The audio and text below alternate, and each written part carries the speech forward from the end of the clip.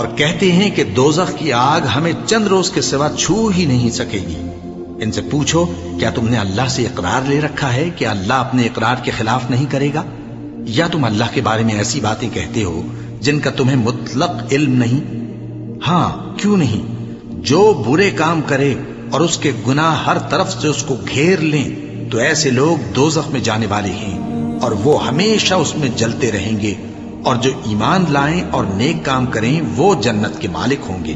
اور ہمیشہ اس میں عیش کرتے رہیں گے۔ اور جب ہم نے بنی اسرائیل سے عہد لیا کہ اللہ کے سوا کسی کی عبادت نہ کرنا اور ماں باپ اور رشتہ داروں اور یتیموں اور محتاجوں کے ساتھ بھلائی کرتے رہنا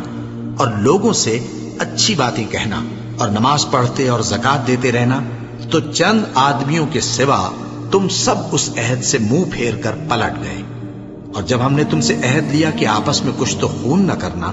اور اپنوں کو ان کے وطن سے نہ نکالنا، تو تم نے اقرار کر لیا اور تم اس بات کو مانتے بھی ہو۔ پھر تم وہی ہو کہ اپنوں کو قتل بھی کر دیتے ہو اور اپنے میں سے بعض لوگوں پر گناہ اور ظلم سے چڑھائی کر کے انہیں وطن سے نکال بھی دیتے ہو، اور اگر وہ تمہارے پاس قید ہو کر آئیں تو بدلہ دے کر ان کو چھڑا بھی لیتے ہو، حالانکہ ان کا نکال دینا ہی تم پر حرام تھا۔ یہ کیا بات ہے کہ تم کتاب اللہ کے بعض احکام کو تو مانتے ہو اور بعض سے انکار کیے دیتے ہو؟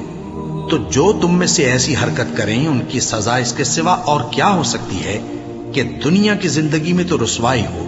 اور قیامت کے دن سخت سے سخت عذاب میں ڈال دیے جائیں۔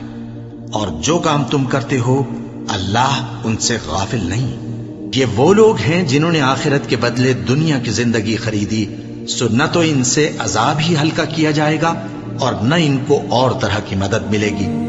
اور ہم نے موسیٰ کو کتاب عنایت کی اور ان کے پیچھے یکے بعد دیگرے پیغمبر بھیجتے رہے، اور عیسیٰ ابن مریم کو کھلے نشانات بخشے اور روح القدس یعنی جبرائیل سے ان کو مدد دی۔ تو کیا ایسا ہے کہ جب کوئی پیغمبر تمہارے پاس ایسی باتیں لے کر آئے جن کو تمہارا جی نہیں چاہتا تھا تو تم سرکش ہو جاتے رہے اور ایک گروہ انبیاء کو تو جھٹلاتے رہے اور ایک گروہ کو قتل کرتے رہے، اور کہتے ہیں ہمارے دلوں پر پردے ہیں؟